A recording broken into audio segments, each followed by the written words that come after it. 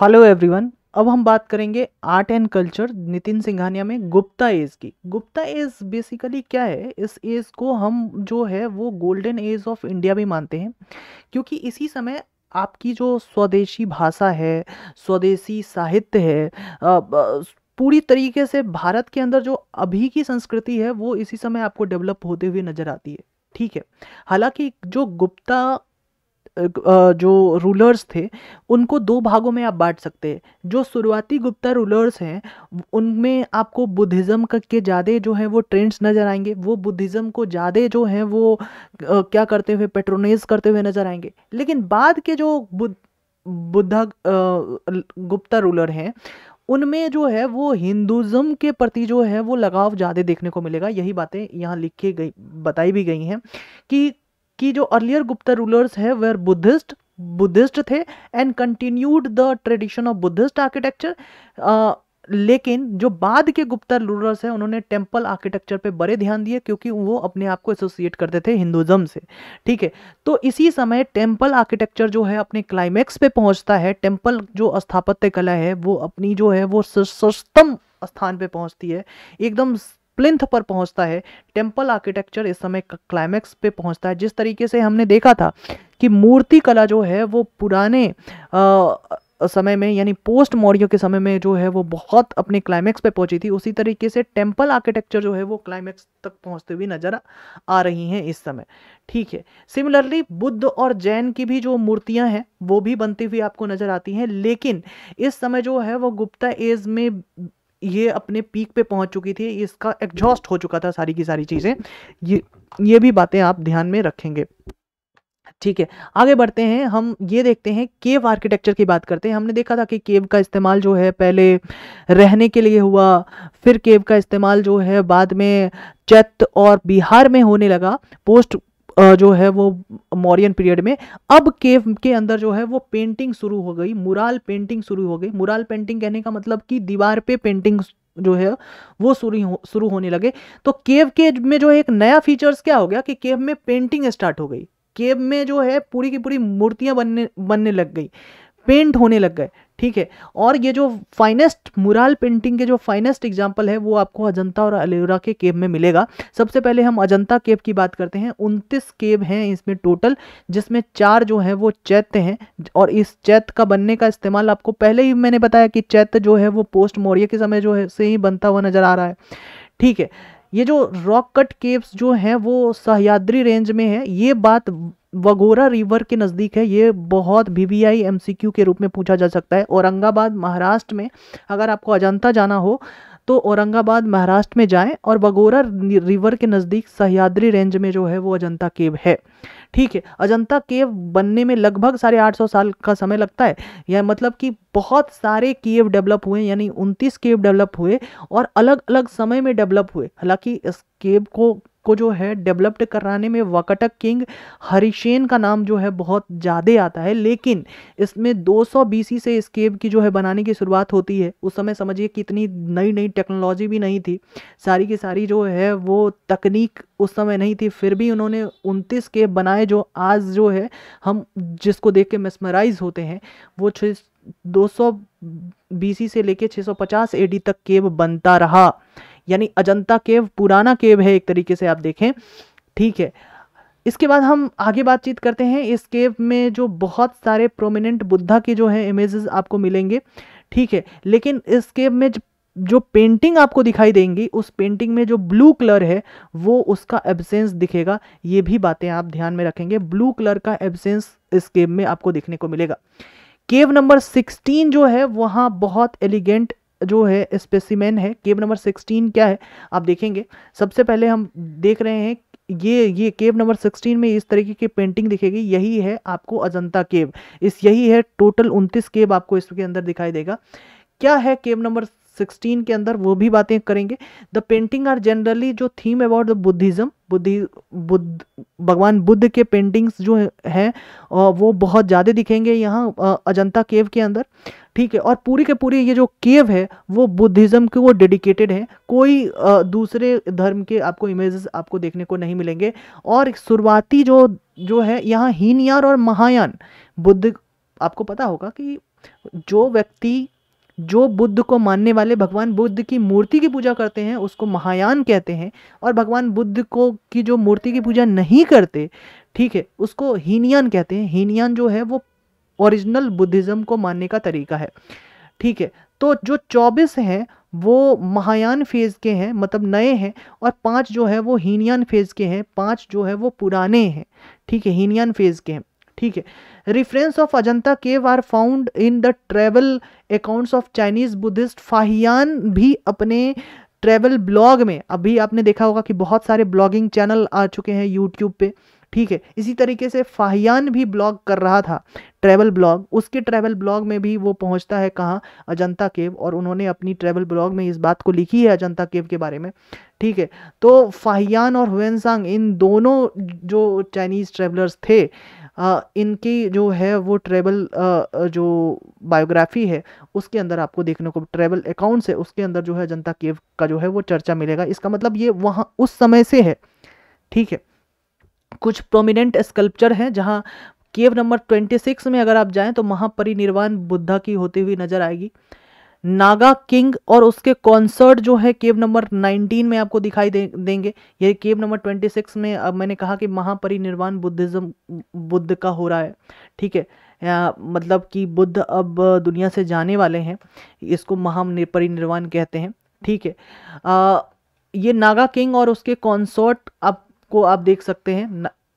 तो इसके बाद आप ये देखिए कि टेक्निक ऑफ पेंटिंग की बात कर लेते हैं। पेंटिंग के जो टेक्निक हैं क्या है, पेंटिंग के जो टेक्निक हैं वो यहाँ इस्तेमाल हो रहा है फ्रेस्को टेक्निक।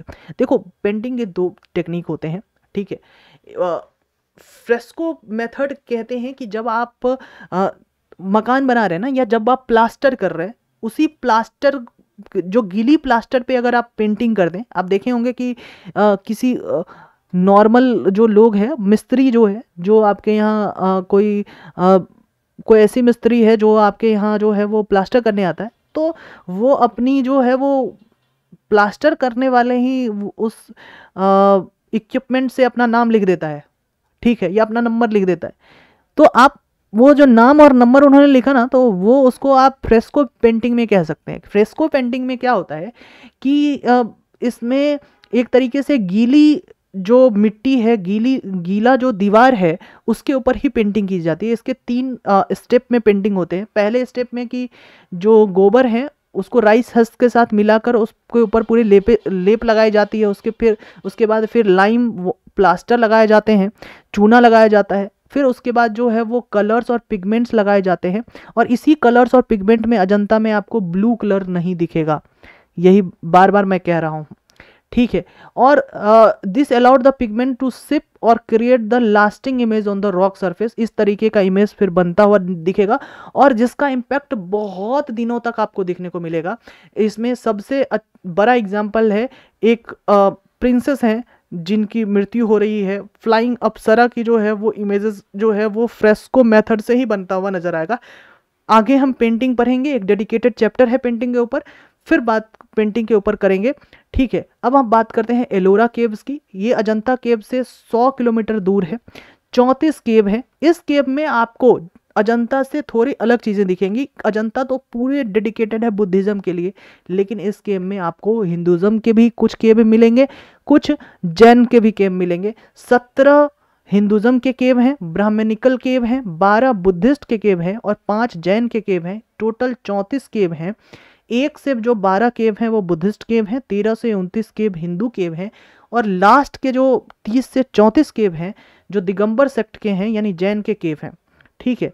आप इस बात को देखें, यानी अजंता से ये नया है, 5वीं सेंचुरी में इसकी बनने की शुरुआत होती है और 5वीं से 11वीं सेंचुरी तक ये बनता हुआ नजर आता है आपको।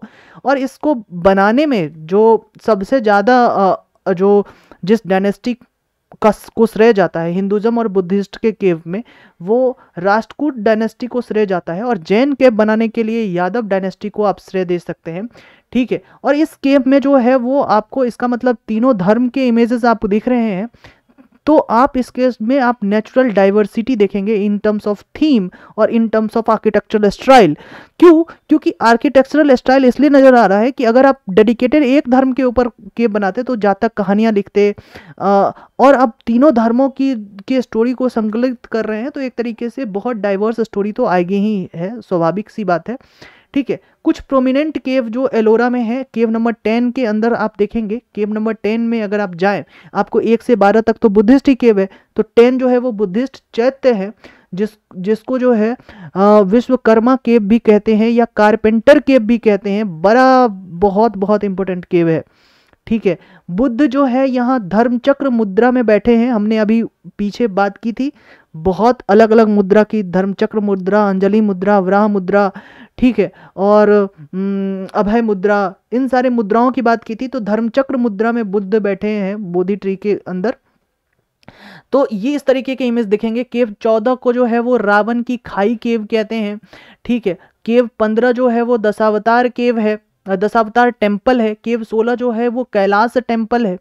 ठीक है, और ये केव 16 क्यों इंपॉर्टेंट है? Cave 16 is dedicated to the lord Shiva and it was developed under the patronage of Rashtrakuta king.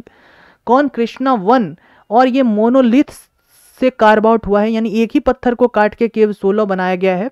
ठीक है, और उसके बाद इसकी जो स्ट्राइकिंग फीचर है केव 16 की, कि इसके आंगन भी, कोर्टयार्ड भी है। तो केव 16 में there is also sculpture of war.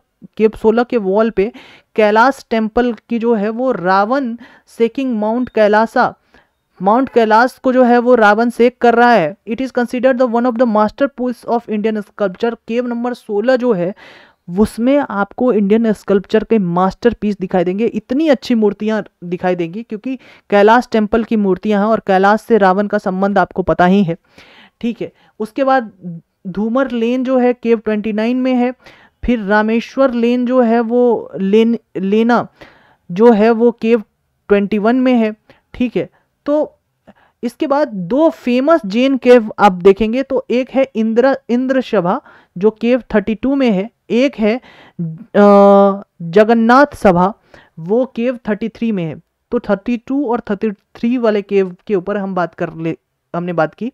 अब हम आते हैं बाघ केव की। बाघ केव जो है वो मध्य प्रदेश में है, बागनी नदी के किनारे है, इसलिए बाघ केव भी इसका नाम पड़ा है। ये एक तरीके से 9 बुद्धिस्ट केव हैं, 5 से 6 सेंचुरी के अंदर बनाए गए थे। अजंता केव से बहुत ज़्यादा रिजेंबल होते हुए नजर आते हैं। ठीक है, और इसमें सबसे जो स्ट्राइकिंग फीचर्स हैं, यहाँ आप देखेंगे रंग महल है। ठीक है, बाघ केव के अंदर जो पेंटिंग भी है वो बहुत मेटलिस्टिक है, मतलब कि बाघ केव के अंदर रिचुअलिस्टिक पेंटिंग से ज़्यादा जो है मेटलिस्टिक पेंटिंग है, यानी उस समय के जो रियलिज्म के बहुत ज़्यादा इमेजेस आपको दिखते हैं, स्पिरिचुअल से ज़्यादा। ठीक है, इसके बाद है जूनागढ़ केव। जूनागढ़ केव के अंदर आप देखेंगे कि ये जूनागढ़ डिस्ट्रिक्ट गुजरात के अंदर है। हालांकि केव के नाम पर यहाँ कुछ भी दिखाई नहीं देता, लेकिन यहाँ आपको एक स्ट्राइकिंग फीचर्स दिखेंगे कि यहाँ जो है 3 डिफरेंट साइट्स जो है वो मिले, और इसमें जो है खपरा कोडिया केव हैं, बाबा प्यारे हैं और ऊपर कोट है। ऊपर के कोट की एक यूनिक फीचर है कि जो जगन्नाथ केव की ये प्रेजेंस ऑफ 30 से 50 फीट सीटाडेल, जिसको ऊपर कोट कहते हैं। ऊपर कोट जो है वो प्रेयर हॉल मतलब चैत्य के जस्ट सामने है, मतलब कि एक प्लेटफॉर्म पे बना हुआ, मतलब एक सीटाडेल टाइप का जो है वो इस तरीके का केव आपको दिखाई देता है। तो ये अपने आप में बहुत स्ट्राइकिंग फीचर है। ठीक है, वो ये कहीं दिखता नहीं है कि मतलब कि सीटाडेल कहीं बना हो। ठीक है, प्रेयर हॉल के जस्ट सामने, तो ये जूनागढ़ केव में ही है। ठीक है, अगली जो केव है वो है मंडपेश्वर केव। कहाँ है ये? मुंबई में। मुंबई में बोरीवली के नज़दीक है ये मंडपेश्वर केव। ठीक है, इसको लेटर गुप्ता एज में जो है वो डेवलप्ड किया गया एज अ ब्राह्मणिकल केव, यानी हिंदुओं के लिए केव बनाया गया। लेकिन बाद में जैसे ही आप देखते हैं कि ब्रिटिश का समय था, इस केव को एक क्रिश्चियन जो है वो केव के अंदर जो है वो उसको कन्वर्ट कर दिया गया। It was later converted to Christian cave. और इस केव, ये जो केव है वो क्रिश्चियन केव के जो है वो पूरे सारे रिमेन्स पर, मतलब कि हिंदुज़म केव के रिमेन्स पे जो है वो बना है। यानी कि आप देखेंगे द रिमेन्स ऑफ साइट, यहाँ क्या क्या मिल रहा है। यहाँ स्कल्पचर है नटराज की। ठीक है, यहाँ से सदाशिव और अर्धनारीश्वर के जो इमेजेस हैं उसके रिमेन्स पे बना हुआ ये केव आपको दिखाई देगा, मंडपेश्वर केव। हाँ, यानी इसके चर्च और इसके जो ग्रेवयार्ड हैं वो ये मंडपेश्वर केव, मतलब मंडपेश्वर केव एक तरीके से कहिए तो हमारा ऐसा केव है जो टूट गया, जिसके ऊपर जो है वो क्रिश्चियन केव डेवलप्ड हुआ, और ये बोरीवली में है। ठीक है, सबसे जो इम्पोर्टेंट चीज़ अब पढ़ने जा रहे हैं वो है उदयगिरी केव। ये उस उदयगिरी से कंफ्यूज नहीं होना है जिसको हमने उदयगिरी कांधेरी केव में पढ़ा था, जहां हमने हाथी गुफा इंक्रिप्शन को पढ़ा था। नहीं, ये उदयगिरी जो है ये विदिशा डिस्ट्रिक्ट में है, मध्य प्रदेश में। ठीक है, और वो उदयगिरी उड़ीसा में था। ठीक है, ये विदिशा में है। ठीक है, ये 5वीं सेंचुरी एडी में बना था, यह चंद्रगुप्त द्वितीय के पेट्रोनेस पे। ठीक है, इस केव के अंदर, उदयगिरी केव के अंदर बहुत ज़्यादा ये फेमस है भगवान भगवान विष्णु के इमेज को लेके। वराह अवतार में जो विष्णु हैं, मतलब वो बोर इनकारनेशन में जो विष्णु है वो यहीं आपको दिखेंगे। ये बहुत इम्पोर्टेंट है। वराह अवतार में अगर विष्णु को अगर देखना हो, विष्णु के वराह अवतार कहाँ से आपको दिखाई देते हैं, तो वो विदिशा केव से, वो आप कहेंगे कि वो उदयगिरी केव से जो है वो दिखाई देते हैं। इस बात को आप ध्यान रखेंगे। ठीक है, यानी ये सिर्फ और सिर्फ विष्णु के लिए ही ये केव नहीं है, इसमें शिव के भी रूप दिखाई देंगे, नरसिंह के भी रूप दिखाई देंगे, नारायण के भी दिखाई देंगे, लेकिन जो वराह विष्णु हैं उनके जो स्कल्पचर है वो बहुत मेस्मराइजिंग है। ठीक है, अब बात करते हैं गुप्ता एज की स्तूप की।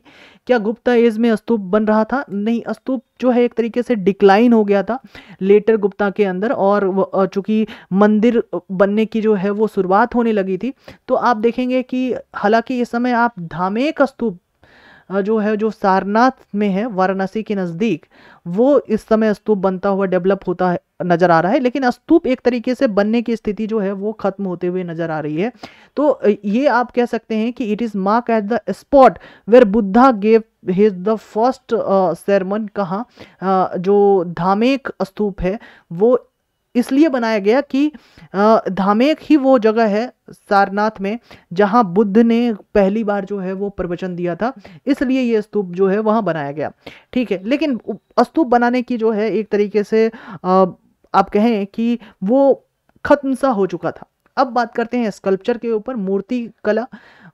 गुप्ता एज में जो है स्कल्पचर की जो है न्यू आर्ट डेवलप होती है, न्यू स्कूल डेवलप होती है सारनाथ के नज़दीक। ठीक है, इसके अंदर जो है वो बहुत पॉलिश्ड जो है वो मूर्ति बनाई जाती थी क्रीम कलर सैंड स्टोन से। ठीक है, और अब मेटल का इस्तेमाल होने लगा है ना। पहले जब हम रेड सैंड स्टोन और इन सारी चीज़ों का इस्तेमाल करते थे, अब मेटल का इस्तेमाल होने लगा। और sculpture of this school were immaculately dressed and lacked any form of नेक्डनेस।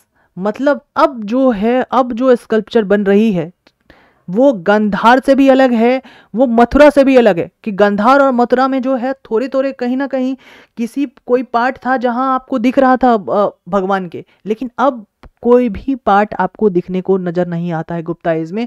नेक्डनेस खत्म होती, नग्नता खत्म होती हुई नजर आएगी, मतलब शरीर के किसी पार्ट को नहीं देखेंगे। जो हेलो है भगवान बुद्ध के आसपास वो भी बहुत डेकोरेटेड नजर आएगा। देखिए, हेलो जो है वो गंधार में भी था, गंधार से बड़ा हेलो आपको दिखाई देगा मथुरा में।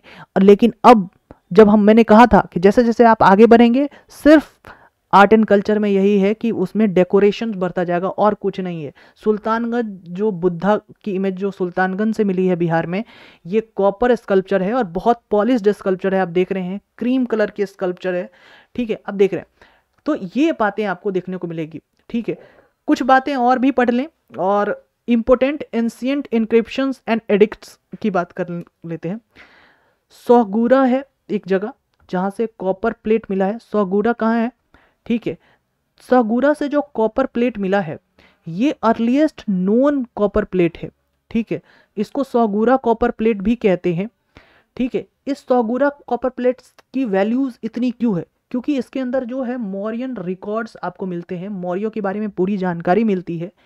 इसमें यह भी मिलती है कि मौर्यों के समय जो है फेमाइन आई थी, और फेमाइन के लिए जो है मौर्यों ने बहुत रिलीफ भी बांटा था, राहतें जो है वो दी थी। ठीक है, तो एक तरीके से it is one of very few Ashoka Brahmi inscription found in Gorakhpur district of Uttar Pradesh. मतलब गोरखपुर के नज़दीक जो है वो आपको मिलता हुआ नज़र आता है, और बहुत कम ही इस तरीके से कॉपर प्लेट आपको मिलते हुए नज़र आते हैं। अशोकन एडिक्ट्स क्या है? The edicts of Ashoka was the collection of 33 inscription, 33 जो इंक्रिप्शन है on pillars of Ashoka as well as the boulders and cave walls made by the emperor Ashoka of the Mauryan Empire during his reign from 269 to 232 BC। मतलब अशोका ने अपनी जितने आदेश, 33 आदेशों को जितने सारे पिलर्स पे छपाया था, ये सारे अशोका के एडिक्ट्स में शामिल होते हैं। ठीक है, this inscription were dispersed throughout the country. मतलब अशोका की उस समय जो पूरे साम्राज्य के अंदर ये जो जितने सारे आदेश थे, अध्यादेश थे, राज्यादेश थे, उनको पूरे राज्य में, पूरी कंट्री में जो है वो क्या किया गया, डिस्पर्स कर दिया गया, फैला दिया गया। And it represents the first tangible evidence of Buddhism. यानी कि अगर आपको बुद्धिज्म के पहले टेंजिबल एविडेंस की बात करें, टेंजिबल मतलब ऐसे एविडेंस जिसको छू सकते हैं, जिसको आप देख सकते हैं, जिसको पुख्ता एविडेंस मान सकते हैं, तो आप कहेंगे कि ये अशोका की एडिक्ट्स ही थी, अशोका के राज्यादेश ही हैं, जिनको अशोका ने पूरे अपने साम्राज्य में फैलाया। इस एडिक्ट्स में अशोका की जो है वो व्यूज़ को, अशोका की जो धम्म नीति है उसको बताने की कोशिश की गई है, और कैसे अशोका जो है वो कॉम्प्लेक्स सोसाइटी के प्रॉब्लम्स को सॉल्व करता हुआ नज़र आता है, वो भी दिखाई देता है। इस एडिक्ट्स को आप जो है वो बांटते हैं पिलर एडिक्ट्स में।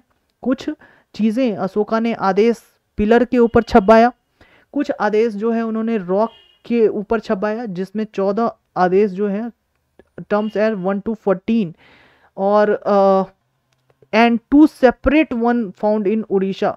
उड़ीसा में 2 अलग और भी फाउंड होते हैं, इसको मेजर रॉक एडिक्ट्स कहते हैं। मेजर रॉक इंक्रिप्शंस के रूप में आप बांट सकते हैं, यानी अशोका के जो राज्यादेश हैं इनको 3 अलग अलग पार्ट में ऐसे बांट सकते हैं। Minor rock edicts, queen edicts और Barabar cave inscription and the Kandahar bilingual inscription, ये सारे जो इंक्रिप्शन है जो अशोका के बारे में बताने की कोशिश करता है। ठीक है, अब इसके बारे आगे बात करते हैं। रॉक एडिक्ट्स का मतलब ये हुआ कि वहाँ हम क्या कर रहे हैं कि आप देखेंगे कि यहाँ आप देखिए, एडिक्ट्स का मतलब ये हुआ कि हम अशोक इस समय क्या राज्यादेश दे रहा है, ठीक है, रॉक के ऊपर, और कुछ राज्यादेश जो हैं वो इनक्रिप्ट भी होंगे, जैसे कि उसमें माइनर रॉक एडिक्ट्स के अंदर ये आ जाते हैं। माइनर रॉक एडिक्ट्स के अंदर अगर आ रहे हैं, जिसमें क्वीन एडिक्ट आएगी, हम बात करेंगे इसके ऊपर, बहुत अच्छे से अभी चर्चा होगी। अभी आपको लग रहा होगा कि सिर्फ पढ़ा जा रहा है, नहीं, इसके ऊपर बहुत अच्छे से चर्चा हम लोग करने जा रहे हैं। कि सबसे ज़्यादा इम्पोर्टेंट जो चर्चा होगी वो सबसे पहले हम चर्चा करेंगे मास्की इंक्रिप्शन के बारे में। आप कॉपी उठाकर लिख भी सकते हैं। मास्की इंक्रिप्शन ही वो इंक्रिप्शन है जिसमें अशोक का नाम कंफर्म हो जाता है कि अशोक हो गया है देवानाम प्रिय। देवानाम प्रिय मतलब वो व्यक्ति जिसे भगवान बहुत प्यार करते हैं। ठीक है, अशोक का दूसरा नाम क्या होता है? देवानाम प्रिय। ये बातें कहाँ? मास्की इंक्रिप्शन से जो है वो कंफर्म होते हुए नजर आती है।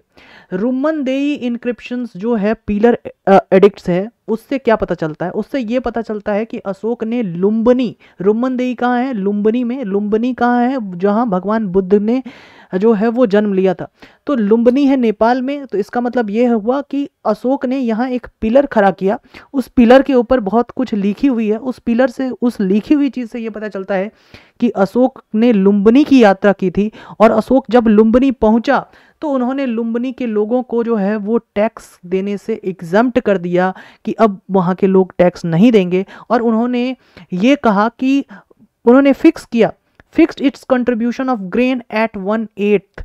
उन्होंने कहा कि आप अपने 8 हिस्से का 1वां हिस्सा जो है हमें टैक्स के रूप में दीजिए, ग्रेन के रूप में दीजिए। ठीक है, तो जैसे ही वो पहुंचता है उन्होंने टैक्स एग्जम्प्ट किया। ये टैक्स एग्जम्प्ट करने की बातें कहाँ से आती हैं? ये बात याद रखेंगे, रुमनदेई पिलर एडिक्ट से जो लुम्बिनी में है। प्रयाग प्रशस्ति भी बहुत इंपॉर्टेंट है। मैंने आपको बताया था प्रशस्ति का मतलब होता है in praise of someone. Prayag वो जगह है इलाहाबाद जिसको आप कहेंगे, ठीक है। हालांकि इलाहाबाद पिलर भी इसको आप कहते हैं, लेकिन ये इलाहाबाद में शुरुआत में नहीं था। अशोक ने इसे कौसाम्बी में बनाया था इलाहाबाद के नज़दीक, लेकिन बाद में जहांगीर ने इसे जो है वो अपने यहाँ जो है उखड़वा कर इलाहाबाद लेकर आया। तो इसके अंदर 4 लोगों के जो हैं वो इंक्रिप्शंस आपको दिखाई देंगे। सबसे पहले अशोक की जो है वो इंक्रिप्शंस दिखाई देगी। अशोक अपनी बहुत सारी बातें इसके ऊपर लिखता है इलाहाबाद इंक्रिप्शन के ऊपर। उसके बाद अशोक की जो पत्नी है करुवाकी, उनके बहुत चैरिटेबल काम्स जो हैं वो इनके ऊपर लिखे हैं। उसके बाद समुद्रगुप्त जो है उनकी बातें जो है, उनका विजय गाथा इसके ऊपर लिखा हुआ है, वो भी ब्राह्मी स्क्रिप्ट में। और उससे किसने लिखा? समुद्रगुप्त का जो दरबारी कवि है हरिसेन, उन्होंने लिखा था संस्कृत में, ठीक है।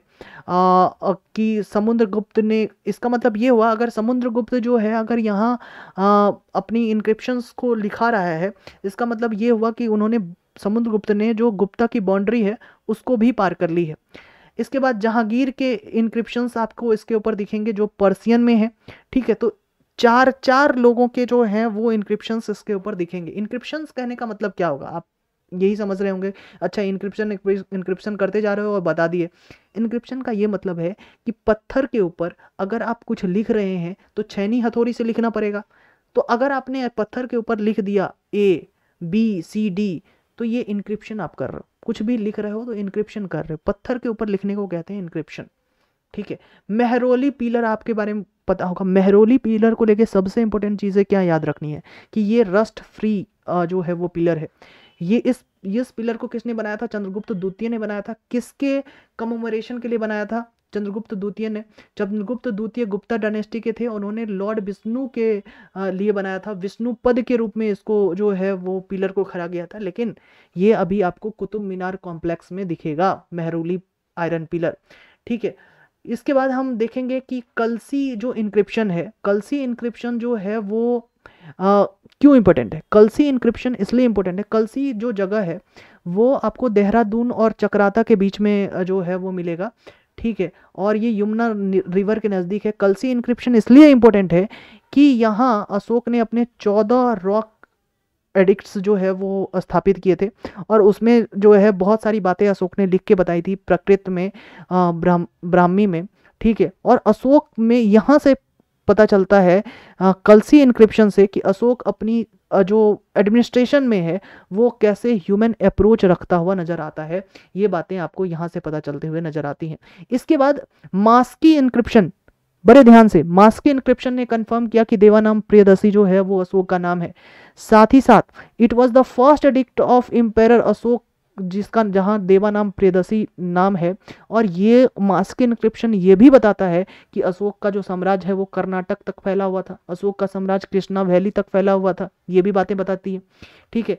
कलिंग की जो एडिक्ट्स है उसमें तो आपको पता ही है कि कलिंग ने जो अगर राज्यादेश दिया तो उस वे एक ही हाथी गुफा इंक्रिप्शन है, और जिससे आपको पूरी की पूरी जो कलिंग के सारी चीज़ों का पता चलता है, ठीक है। और कलिंग के जो राज्यादेश हैं इसके ऊपर अशोक की जीवन में अगर कहें कि टर्निंग पॉइंट जो है वो कलिंग युद्ध ही है, ठीक है।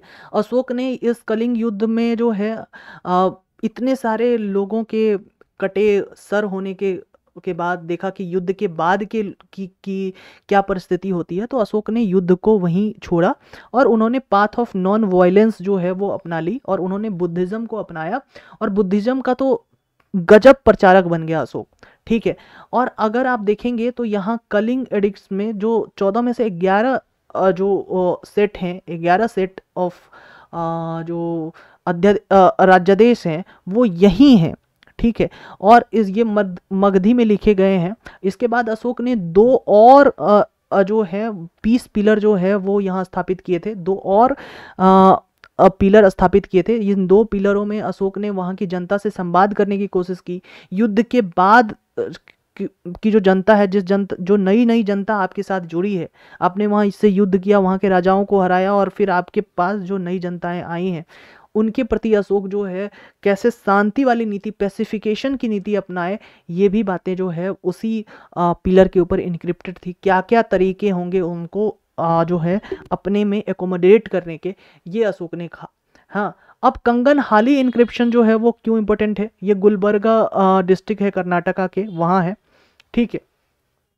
यहाँ अशोक और उसकी पत्नी और साथ ही साथ दो चौरी बियर्स जो है उनके फोटो दिखेंगे। और कैसे पता चलता है कि ये अशोक है, यहाँ अशोक के नाम के आगे लिखा रहता है रयो अशोक, जो ब्राह्मी स्क्रिप्ट में लिखा है, ठीक है, ऑफ सातवाहन पीरियड के समय का है, ठीक है। तो कंगन हाली इंक्रिप्शंस को लेकर एक ही चीज याद रखेंगे कि अशोक का नाम रयो अशोक कहाँ से मिलता है, तो वो कंगन हाली इंक्रिप्शन से मिलता है। इतना ही चीजें आप याद करके रख सकते हैं।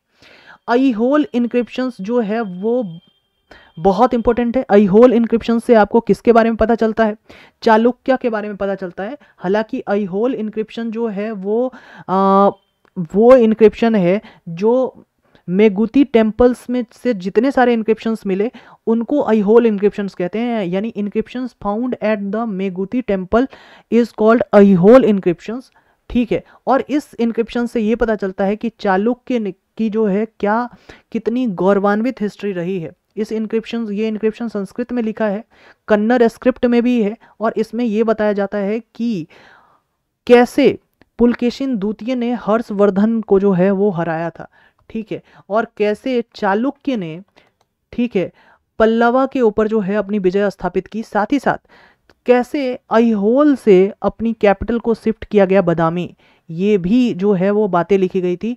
और ये जो इंक्रिप्शन किसने लिखा था, रविकृति ने लिखा था। रविकृति कौन था, रविकृति पुलकेशिन द्वितीय का जो है वो कोर्ट पोएट था, दरबारी कवि था। और ये कब इस जो है वो लिखा गया था अईहोल इंक्रिप्शन, 610 से 612 एडी के समय। हम जब टेम्पल आर्किटेक्चर पढ़ेंगे तब भी अईहोल इंक्रिप्शंस के बहुत चर्चे आपको देखने को मिलेंगे, तो अईहोल इंक्रिप्शंस को पढ़ते रहेंगे।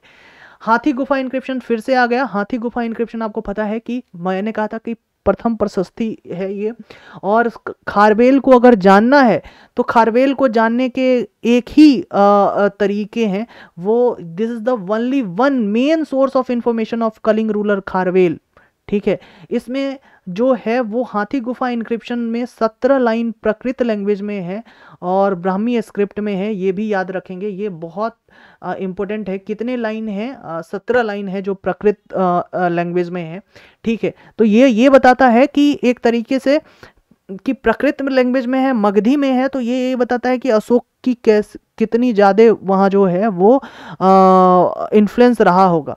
शहबाजगढ़ी कहाँ है, शहबाजगढ़ी और मानसेरा वो पाकिस्तान में है। यहाँ भी 14 एडिक्ट्स जो है वो अशोक के मिलते हैं, ठीक है। और यहाँ खरोष्टी स्क्रिप्ट में जो है आपको देखने को मिल रहा है। तो ये सारे इंक्रिप्शंस हैं, चाहे मास्की हो जाए, चाहे अईहोल हो जाए, चाहे हाथी गुफा इंक्रिप्शंस हो जाए, इनसे ये बेसिकली सोर्स के रूप में काम करते हैं। ये बेसिकली आपको बताने की कोशिश करते हैं कि जो है वो पुख्ता एविडेंस क्या हो सकते हैं, ठीक है। इस तरीके से हमने क्या किया कि जो गुप्ता के समय के कोर आर्किटेक्चर हैं उसको हमने देख लिया। अब गुप्ता के ही समय से चूंकि टेम्पल आर्किटेक्चर की शुरुआत होती है, तो इसको अगले क्लासेस में देखेंगे। Thank you very much.